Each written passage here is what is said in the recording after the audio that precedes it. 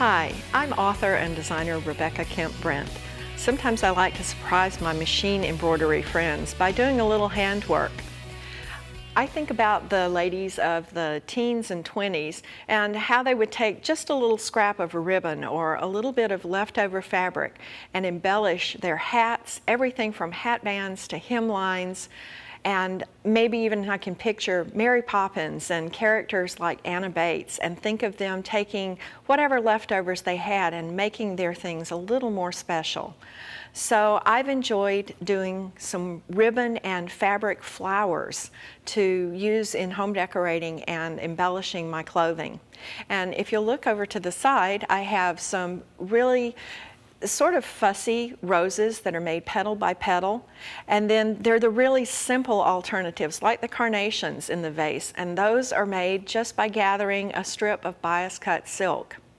I have a little hat that's decorated with some fabric flowers that I want to show you how to make today. They're some of the easier options for taking scraps of fabric and turning them into something fun.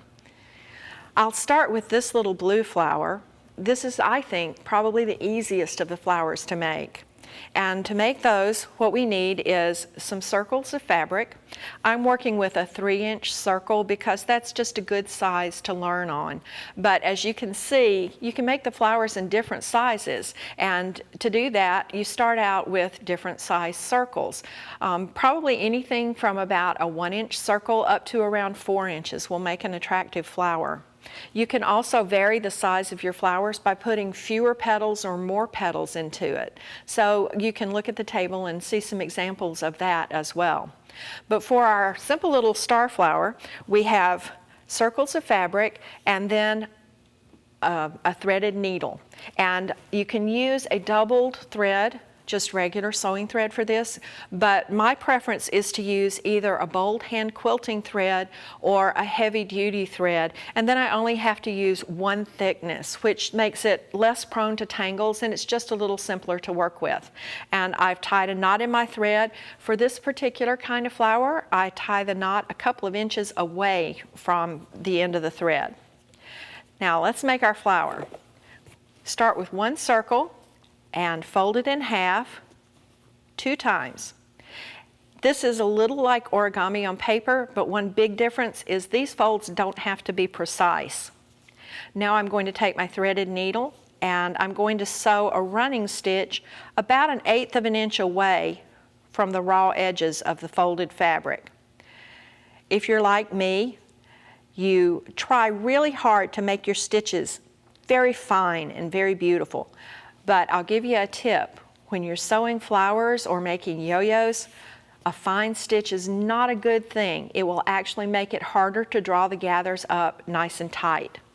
So I have my first petal gathered up on my knotted thread, and I'm just going to take the second circle of fabric, fold it twice, same way I did before, and with the same threaded needle, I'm going to make my gathering stitches. It doesn't really matter whether you start gathering from the folded edge or the open edge of your petal, but I try to be consistent so that all of my petals on my flower go in the same direction. And for this little flower, I need 5 of these, so we'll sew on a couple more.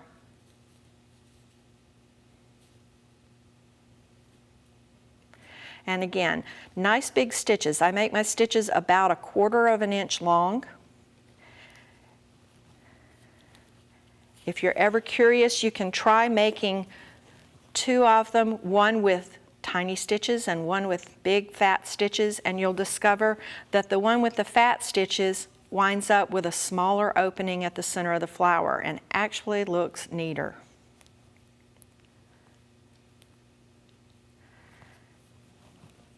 Okay, one more to go.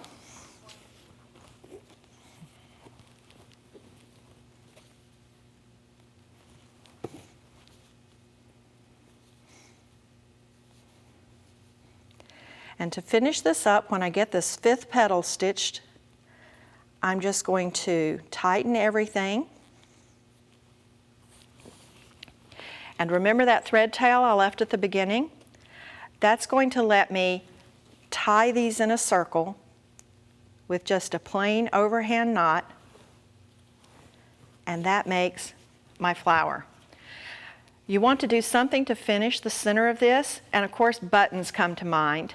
I like to use shank buttons. Those are the ones that have the metal or plastic loop on the back. But you also can use the sew-through kind, and a tip that I love for that is just to tie it and leave the ends of the knot showing for a little extra detail. You may find that it's easier to sew on a button if you put a little circle of felt behind it, and that also gives you a place that you can attach a jewelry finding. Now let me show you also this little flower, which is made with rounded petals. And curiously enough, for a rounded petal, we're going to start with a square of fabric. The fold's a little bit different. We're going to fold it on the diagonal and then fold the corners down to meet at what was the point of our first triangle. Then flip this over and take the 2 points on the side, bring these into the center. This may seem like a real sleight of hand, but believe me, after you've done it a couple of times, it's a piece of cake, and this is a great thing to do in the evening while you watch TV. So my final fold is just to bring it together so that all those folded edges are hidden, and this is actually going to be the top of my flower petal. So I take my threaded needle, and I want to be sure that I pierce all of these fabric layers. Just take the needle straight through one time and keep going until you have as many petals as you want to use for your flower. And then when you're finished, you'll just stitch back through that very first petal and bring these around into a circle to look just like this. Fluff the petals out a little bit, and once again, it's ready for you to put the button or something else there in the center to finish it. Now, if those last folds seemed a little crazy to you, I can tell you that there's an even easier way. These little flower molds are available in a variety of sizes, and although this is a different size petal, this is exactly the same shape as the petal that I just made. But this is how easy it is to make with the flower mold. You just fold the mold around your piece of fabric, and then on the mold itself, they're numbered slots. You stitch through them starting at 1, 2, and so forth. You'll notice that the thread just kind of disappears right down into those slots on the mold. And it really is just like paint by number.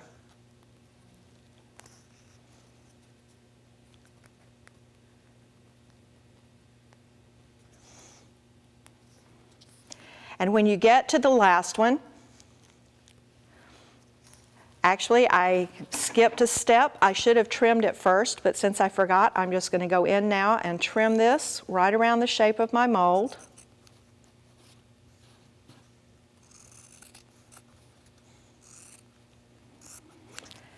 And then you take the mold off. And because of the way the slits are made, it pulls right off. And then you just gather it up, and that's all there is to make the petals with the molds. Those come in a lot of different shapes, and you can vary your fabrics for any era. So I hope you'll have a little fun making some fabric keepsakes, and think of those great ladies from the teens and 20s making do, making their accessories a little bit more special.